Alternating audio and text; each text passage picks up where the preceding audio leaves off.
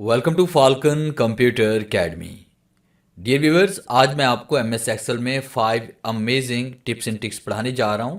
अगर आप प्रोफेशनल हैं तो आपको ज़रूर ये कीज़ हर जगह पे काम आएंगी। लेक्चर स्टार्ट करने से पहले हमेशा की तरह यही कहूँगा कि अगर आज की इस वीडियो से कुछ आप सीख पाएँ, कुछ आप न्यू लर्न कर पाएँ तो इस वीडियो को लाइक ज़रूर कर दीजिएगा। तो स्टार्ट करते हैं आज का लेक्चर। तो पहली कमांड हम पढ़ने जा रहे हैं कि हमने यहाँ पे लाइन कैसे इंसर्ट करनी है। एक्सेल में देखिए, हम जब भी हमें लाइन इंसर्ट करने की ज़रूरत पड़ती है तो हम शिफ्ट और अंडरस्कोर का यूज़ करते हैं और बार बार हमें वो टाइप करना पड़ता है।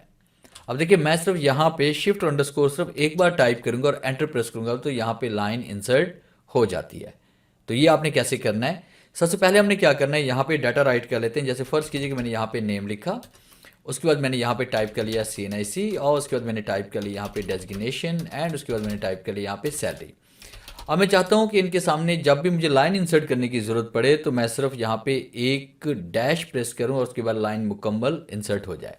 तो ज़रूरत के मुताबिक आपने अपने कॉलम को छोटा या बड़ा कर लेना है। इस तरह से जैसे आप कॉलम बड़ा करते जाएंगे तो लाइन का साइज़ भी बढ़ता जाएगा। तो सबसे पहले आप इन तमाम सेल्स को सिलेक्ट करना है। कीबोर्ड से Ctrl+1 प्रेस करेंगे, आपके सामने यहाँ पे फॉर्मेट सेल का डायलॉग बॉक्स ओपन होगा और उसके बाद आपने नंबर्स पे क्लिक करना है। कस्टम पे आएंगे, जनरल को यहाँ से हम डिलीट कर लेंगे और उसके बाद आपने यहाँ पे @ देना है। फिर उसके बाद आपने यहाँ पे स्टार देना है और स्टार देने के बाद फिर आपने शिफ्ट के साथ आपने अंडरस्कोर देना है जो =2 के साथ है लेफ्ट साइड पे, और उसके बाद फिर आपने ओके क्लिक कर देना है। अब सिर्फ शिफ्ट के साथ आपने अंडरस्कोर एक बार टाइप करेंगे और एंटर प्रेस करेंगे, अंडरस्कोर टाइप करेंगे और एंटर प्रेस करेंगे, अंडरस्कोर टाइप करेंगे और एंटर प्रेस करेंगे। तो इस तरह से बड़ी आसानी के साथ आप यहाँ पे लाइंस भी इंसर्ट कर सकते हैं। और नंबर 2 पे हम पढ़ने वाले हैं कि हम कॉलम को शिफ्ट हम किस तरह से कर सकते हैं। जिस तरह फर्स्ट के मेरे पास ये डाटा लिखा हुआ है, अब इसको मैं यहाँ पे नंबर 2 पे लेके आना चाहता हूँ। तो कॉलम को शिफ्ट करने के लिए सबसे पहले आपने कॉलम को सिलेक्ट करना है, यानी कॉलम के हेडर पे आपने इस तरह से क्लिक करना है। कीबोर्ड से Ctrl+X आप टाइप करेंगे। Ctrl+X टाइप करने के बाद फिर आपने उस कॉलम पे जाना है जहाँ पे इस कॉलम को आप रिप्लेस करना चाहते हैं, यानी कि मैं सीरियल नंबर के बाद नेम को लाना चाहता हूँ।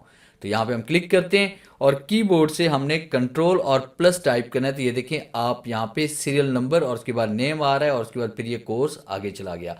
तो इस तरह से बड़ी आसानी के साथ हम यहाँ पे रिप्लेस भी कर सकते हैं किसी भी कॉलम को। और नंबर 3 पे हम बात करेंगे यहाँ पे रैप टेक्स्ट के बारे में। देखिए, रैप टेक्स्ट में क्या होता है कि आप जब भी यहाँ पे देखिए, फर्स्ट की मैंने यहाँ पे टाइप किया ऑब्टेन मार्क्स, तो तहरीर हमारी एक सेल से दूसरे सेल में चली गई। अब यहाँ पे इसका शॉर्टकट क्या है, वैसे नॉर्मली तो हम होम पे क्लिक करते हैं और रैप टेक्स्ट पे क्लिक करते हैं। तो इसके लिए हमने क्या करना है, देखें, जब भी इस तरह कोई मसला हो, जैसे आपने यहाँ पे टाइप कर लिया ऑब्टेन्ड मार्क्स, अब देखिए कसर आपके पास यहाँ पे सेल में मौजूद है, आपने आर्ट और एंटर प्रेस करना है। आर्ट और एंटर प्रेस करने के बाद आपने टैब का यूज़ करना है। देखें, ये हमारे पास रैप टेक्स्ट हो चुका है। अगर आप तहरीर पहले लिख चुके हैं तो फिर आपने कीबोर्ड से F2 प्रेस करना है। जैसे फर्स्ट किया मैंने टाइप कर लिया यहाँ पे फाल्कन और उसके बाद मैंने टाइप कर लिया कंप्यूटर। और उसके बाद देखिए कि यहाँ पे मैं तहरीर लिख चुका हूँ। अब मैंने इसको दोबारा एक्टिव कैसे करना है, कीबोर्ड से F2 प्रेस करेंगे, ये एक्टिव हो जाएगा। आल्ट और एंटर प्रेस करेंगे, उसके बाद टैब का इस्तेमाल करेंगे तो ये देखिए ये रैप टेक्स्ट हमारे पास हो चुका है। तो बड़ी आसानी के साथ आप आल्ट और एंटर के जरिए यहाँ पे रैप टेक्स्ट कर सकते हैं डाटा को। और नंबर 4 पे हम बात करेंगे ड्रॉप डाउन लिस्ट के बारे में। वैसे नॉर्मली जो भी हम लिस्ट क्रिएट करते हैं वो यहाँ पे क्लिक करते हैं, फिर जाकर हम इनको ऑपरेट कर सकते हैं। वन आप डाउन एरो प्रेस करते हैं तब भी हमारे पास डाटा इसके अंदर शो नहीं होता। तो लिस्ट के अंदर जो डाटा है उसको आपने शो कैसे कराना है, बड़ी आसानी के साथ आप कर सकते हैं। आल्ट की प्रेस करनी है और डाउन एरो आपने प्रेस करना है, तो आपके सामने लिस्ट में जो कुछ भी होगा वो आपके सामने ओपन हो जाएगा। तो इसमें देखिए, यहाँ पे किसी भी फील्ड को आप सेलेक्ट करें, एंटर प्रेस करें तो आपके पास वो ऐड हो जाएगा। आल्ट के साथ आपने डाउन एरो प्रेस करना है और यहाँ पे एंटर कर लेना है। तो इस तरह से आप बड़ी आसानी के साथ लिस्ट में जो डाटा है उसको शो करवा सकते हैं। और नंबर 5 पे हम बात करेंगे कि हम MS एक्सेल के अंदर तमाम पेजेस को शो कैसे करवा सकते हैं। जैसे अगर आपसे एक क्वेश्चन पूछा जाए कि MS एक्सेल की एक शीट के अंदर टोटल कितने पेजेस होते हैं। कॉलम और रोज़ का तो हमें पता है कि 10,48,576 रोज़ होती हैं और 16,384 कॉलम्स होते हैं, मगर पेजेस कितने होते हैं, पेजेस एक शीट के अंदर कितने पेजेस होते हैं। देखिए, हम यहाँ पे क्लिक करते हैं तो हमें पता चलता है ऊपर कि 10,48,576 रोज़ हैं और 16,384 कॉलम है, मगर पेजेस कहीं पर भी शो नहीं हो रहे।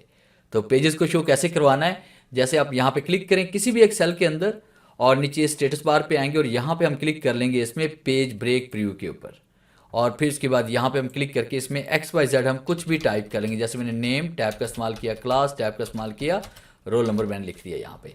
अब इतना टाइप करने के बाद फिर आपने क्या करना है, कीबोर्ड से कंट्रोल राइट एरो प्रेस करेंगे। कीबोर्ड से कंट्रोल राइट एरो प्रेस करें तो आप ऊपर टॉप से आप लेफ्ट टू राइट की तरफ चले जाएंगे। यहाँ पे आपने कोई भी डाटा यहाँ पे XYZ आप टाइप कर लें। जैसे यहाँ पे आपको पेजेस नजर आ रहे हैं, टोटल यहाँ पे 1820 और ये 1821 पेज हमारे पास हो गए टॉप रो पे ऊपर।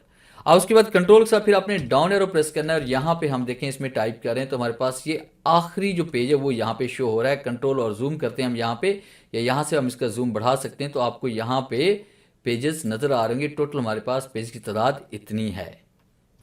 तो टोटल पेज की तादाद हमारे पास जो यहाँ पे है वो 4,62,08,331 पेजेस हैं। तो इस तरह से आप टोटल शीट्स के अंदर कितने पेजेस हैं ये आप मालूम कर सकते हैं। उसके बाद नॉर्मल करने के लिए हम यहाँ पे क्लिक करते हैं और उसके बाद कीबोर्ड से कंट्रोल होम प्रेस करेंगे तो आप पेज नंबर 1 पे चले जाएंगे। तो ये था मेरा आज का लेक्चर जिससे मैंने आपको MS एक्सेल के बारे में कुछ अमेजिंग टिप्स एंड ट्रिक्स के बारे में पढ़ाया। उम्मीद है आज के इस लेक्चर में ज़रूर कुछ नया सीखने को मिला होगा। वीडियो अच्छी लगी है तो इसे लाइक कीजिए और अपने दोस्तों के साथ शेयर कीजिए। मिलते हैं हम नेक्स्ट लेक्चर में, तब तक के लिए गुड बाय।